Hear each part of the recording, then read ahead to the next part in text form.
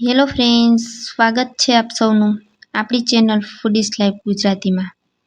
આજનો વિડીયો બનાવવા માટે સૌથી પહેલાં આપણે આ રીતે ફ્રેશ એલોવેરા લઈ લેવાનું છે। એલોવેરાને 1 કલાક માટે પાણીમાં પલાળીને રાખી દેવાનું છે, જેથી કરી અને તેમનો આગળ જે પીળો રસનો ભાગ હોય તે બધો જ પાણીમાં નીકળી જશે।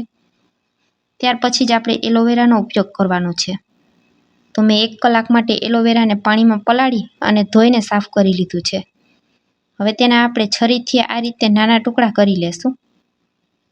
આ રીતે નાના ટુકડા કરી લેવાથી એલોવેરાનો પલ્પ કાઢવામાં આપણે સહેલાઈ રહેશે। આજનો વિડીયો બનાવવામાં આપણે આ રીતે ફ્રેશ એલોવેરાનો જ ઉપયોગ કરવાનો છે। એલોવેરા જેલ બિલકુલ લેવાનું નથી। બધા જ એલોવેરાના મેં આ રીતે ટુકડા કરી લીધા છે।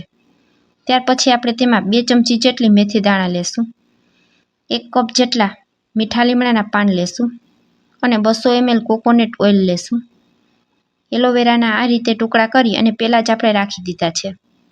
સૌથી પહેલાં એક મિક્સર જારમાં મેથી દાણા ઉમેરી તેનું ઢાંકણ ઢાંકી અને આ રીતનો તેનો પાવડર તૈયાર કરી લેવાનો છે। હવે એકદમ ઝીણી ચાળણીથી આપણે તેને ચાળી લેશું।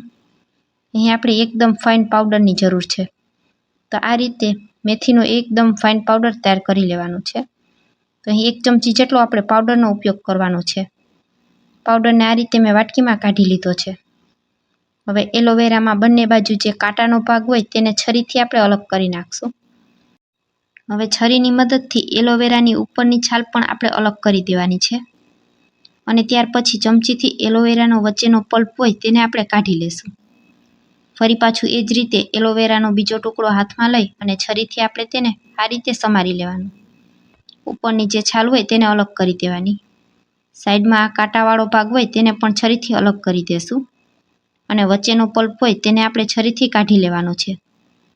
બધા જ એલોવેરાનો પલ્પ આ રીતે આપણે કાઢી લેવાનો છે અને એક મિક્સર જારમાં તેને ઉમેરી દેશું। તેનું ઢાંકણ ઢાંકી અને મિક્સરમાં તેને પીસી લેવાનું છે। તો આ રીતે એલોવેરા જ્યુસ તૈયાર થઈ જશે। હવે તૈયાર કરેલા આ જ્યુસને આપણે એક વાસણમાં કોટનનું કપડું રાખી અને તેને ગાળી લેશું। ચારે છેડા કપડાના આ રીતે ભેગા કરી અને તેની આટી ચડાવી દેવાની અને ઉપરથી હાથેથી પોટલીને આ રીતે દબાવતા જઈ અને બધું જ્યુસ ગાળી લેશું। આ રીતે ગાળી લેવાથી એલોવેરા પીસતી સમયે જે પણ એલોવેરાની કટકી બાકી રહી ગઈ હોય તે કપડામાં અલગ થઈ જશે અને આ રીતનું એકદમ સરસ સ્મૂથ એલોવેરા જેલ તૈયાર થઈ જશે। હવે તેને થોડીવાર માટે સાઈડમાં રાખી દેશું અને એ જ મિક્સર જારમાં 1 કપ જેટલા તાજા મીઠા લીમડાના પાન ઉમેરી દેશું અને તેને પણ ઢાંકણ ઢાંકી અને એકદમ સરસ સ્મૂથ પીસી લેશું। પાણીનો બિલકુલ ઉપયોગ કરવાનો નથી। હવે એક જાડા તળિયાવાળા વાસણમાં આપણે કોકોનટ ઓઇલ ઉમેરી દેશું। અહીં મેં 200 ગ્રામ નારિયેળ તેલની બોટલ લીધેલી છે। તેલ અહીં તમે તમારી પસંદગી મુજબ વધારે કે ઓછું લઈ શકો છો। આખી બોટલને મેં આ રીતે કડાઈમાં ઉમેરી દીધી છે। હવે તેલને એકદમ સરસ ગરમ થવા દેશું। તેલ અહીં આપણે ધીમા તાપ ઉપર જ ગરમ થવા દેવાનું છે।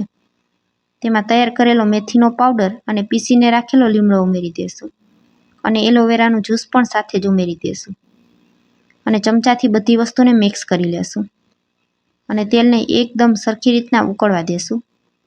ધીમા તાપ ઉપર સતત 10 મિનિટ સુધી આ તેલને ઉકળવા દેવાનું છે। તો તમે જોઈ શકશો હવે તેલમાં એક ઉભરો આવી ગયો છે। જેમ જેમ તેલ આપણું ઉકળશે તેમ તેમ તેનો કલર ચેન્જ થતો જશે। એલોવેરાનું જ્યુસ બધું જ તેલ સાથે એકદમ સારી રીતના મિક્સ થઈ જશે અને તેમાં જે પણ પાણીનો ભાગ હોય તે બધો બળી જશે।